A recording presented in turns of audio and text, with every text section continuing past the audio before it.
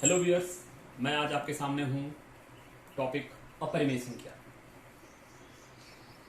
कोई भी संख्या अपरिमेय है उसको सिद्ध कैसे करें कि ये संख्या अपरिमेय है। हमारा बेसिक थीम टॉपिक का ये है। उसको करने से पहले हम थोड़ा ये जानेंगे कि अपरिमेय संख्या कहते किसको है। अपरिमेय संख्या जैसे वो संख्या जिसका जैसे सामान्य बोल चाल में हम कहें तो अंडर रूट पूरी रूप से हम नहीं निकाल पा रहे हैं, वो अपरिमेय संख्या जैसे दिख रहा है आपको, अंडर रूट 2, अंडर रूट 3 और अंडर रूट 5। तो अगर परिभाषा पे आऊं मैं तो परिभाषा बात करेंगे कि अपरिमेय संख्याओं को p/q के रूप में नहीं लिखा जा सकता। और एक चीज और है कि कोई दशमलव प्रसार जब होते हैं तो उसमें अशांत अनावर्ती दशमलव प्रसार जो होता है वो क्या कहलाता है, अपरिमेय संख्या कहलाती है। और मेन जो टॉपिक है, हमारी थीम है अपरिमेय संख्या को सिद्ध करना है।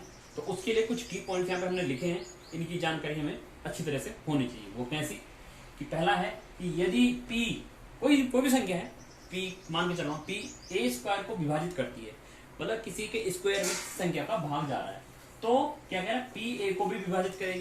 कहने का मतलब कि उसके वर्ग में तो भाग चला गया तो उस संख्या में भी भाग जाएगा। उदाहरण देख लीजिए, 3 का भाग 6 में के 6 का स्क्वायर 36 पूरी बार जाता है, तो 3 का भाग 6 में भी जाता है। यही चीज यहाँ पे समझाई गई है कि भाई इस प्रकार से ये टॉपिक हम लेके चलते हैं इस थीम को कि भाई कोई संख्या किसी संख्या के स्क्वायर को विभाजित करती है तो वो उसको भी विभाजित करेगी, और उसका उल्टा हम लेके चलेंगे कि जो विभाजित करता है तो वो क्या होता है, उसका गुणनखंड होता है। कहने का मतलब 6 का गुणनखंड 3 है और 36 का गुणनखंड भी 3 है। इस प्रकार की बात यहाँ पे रखेंगे। दूसरा, अपरिमेय संख्या कभी भी सिद्ध करनी हो तो उसको क्या मान के चलेंगे, परिमेय मान के चलेंगे।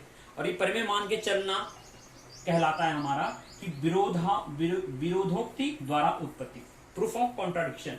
मतलब संख्या अपरिमेय है लेकिन हमें प्रूफ करना है कि वो अपरिमेय है, तो उसको मान के क्या चलेंगे, परिमेय मान के चलेंगे और आगे बढ़ते रहेंगे। और कुछ ऐसी कंडीशन हमारे पास आएगी कि जो परिमेय होने की कंडीशन को फुलफिल नहीं करेगा, तो उस कारण हम कह सकते हैं कि ये हमने परिमेय तो मान ली थी लेकिन ये जो है हमारी कंडीशन को फॉलो नहीं कर रहा है, तो इसका मतलब अब परिमेय नहीं है तो क्या होगा, ये अपरिमेय होगा। ये चीजें हम ध्यान देंगे। फॉर एग्जाम्पल मैं यहाँ पे लेके चल रहा हूँ अंडर रूट 2। सिद्ध कीजिए कि अंडर रूट 2 अपरिमेय संख्या है। बहुत हॉट क्वेश्चन है ये, 10th में हमेशा पूछा जाता है, चाहे अंडर रूट 2 की बात करें या इसके अतर कोई आएंगे। मैं वीडियो के लास्ट में आपको बताने वाला हूँ उन संख्याओं के बारे में, तो कुछ भी एक चीज पूछी जरूर जाती है। तो देखिए तरीका देखिए, यहाँ पे हम क्या चल रहे हैं, अंडर रूट 2 एक परिमेय संख्या है। अब जब कोई परिमेय संख्या है तो p/q की बात करें चाहे a/b, तो हमें उसको a/b के रूप में लिख सकते हैं। और b क्या है हमारा, 0 नहीं होगा। और एक बात ध्यान देने योग्य है कि जो b/a की बात करें हम, तो b/a भिन्न का सरल रूप है, सबसे छोटा रूप है। जैसे मैं एग्जांपल यहाँ पे लेने जा रहा हूं कि मैंने ले लिया 4/8, तो 4/8 भी भिन्न है लेकिन इसका सरल रूप होगा 2 दूनी 4 और 2 चौको 8, फिर 2 1 2 और 2 दूनी 4 से 1/2। तो ये प्योर रूप उस भिन्न का है। कहने का मतलब है जैसे 1 और 2 है, तो उसी प्रकार से अगर a और b को हम मान के चले तो a और b का एक सह गुणन उभयनिष्ठ गुणनखंड जो a का भी होगा और b का भी, मतलब 1 का भी और 2 का भी, वो ओनली 1 होगा, 1 के अलावा कोई नहीं होगा, ये कंडीशन। तो ये लिखा है कि a और b का 1 के अलावा कोई भी उभयनिष्ठ गुणनखंड नहीं होता है। ये हमारी परिमेय संख्या की मेन कंडीशन है कि a/b के रूप में लिखेंगे, b 0 नहीं होना चाहिए, और जो दोनों हर और अंश हम लिख रहे हैं उनका कोई भी एक के अलावा कोई अन्य गुणनखंड कॉमन नहीं होना चाहिए। अब आप आगे बढ़िए, अंडर रूट 2 अगर हम उसको परिमेय मानेंगे तो a/b होगा। थोड़ा मैथमेटिकली काम करें तो b/√2 = a, दोनों तरफ वर्क कर लेंगे तो b/√2 का स्क्वायर बराबर a², b² √2 का स्क्वायर 2 हो जाएगा और ये a² हो जाएगा, तो 2b² = a²। इस कंडीशन को अगर मैं देखूं तो क्या है, इस b² का भाग भी चला जाएगा स्क्वायर में और 2 का भी चला जाएगा।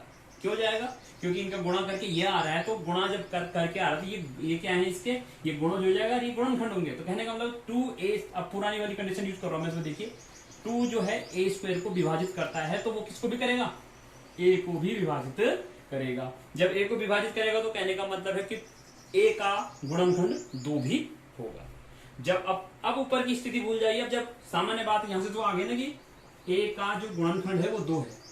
अब अगर a का गुणनखंड 2 है तो उसको हम किसी और तरीके से लिख सकते हैं कि a बराबर क्या होगा, 2 गुणा कोई भी संख्या ले लीजिए, उसमें 2 मैंने c को ले लिया, सपोज दैट c ले लिया, अब a बराबर 2c में मान के चल रहा हूं, ये कब ले रहा हूं, जब a का कोई गुणनखंड क्या है, 2 है, तो a बराबर 2c।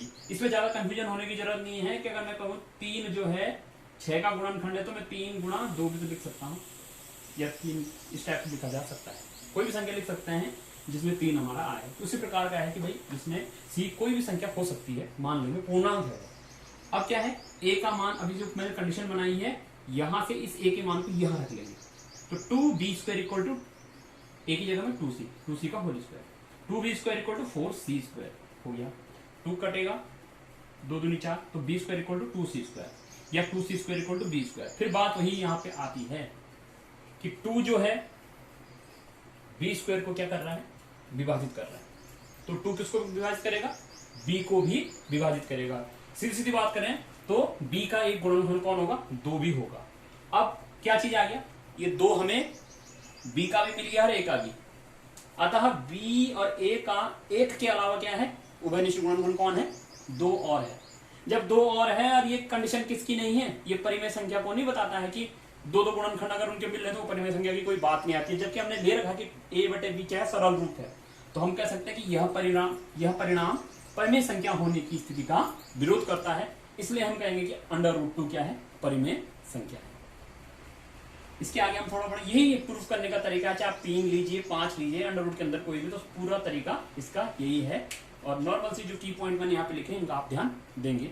उसके बाद कुछ पॉइंट मैंने यहाँ पे एक्स्ट्रा इसमें लिखे हैं, वो एक्स्ट्रा क्या है, एक परिमेय संख्या और एक अपरिमेय संख्या का योग या अंतर करें तो हमेशा अपरिमेय मिलती है, और एक शून्यतर परिमेय, तो शून्य नहीं हुआ, शून्यतर परिमेय संख्या और एक अपरिमेय संख्या का क्या करते हैं हम, गुणा या भाग करें तो हमेशा हमें क्या मिलती है, अपरिमेय संख्या मिलती है। उसके उदाहरण यहाँ पे दिख रखा है, √2 तो है ही, अब ये 7 तो परिमेय हुई और 8 अपरिमेय हुई, ये √5 अपरिमेय हुई, तो 7 प्लस √5 क्या होगी, एक अपरिमेय संख्या होगी।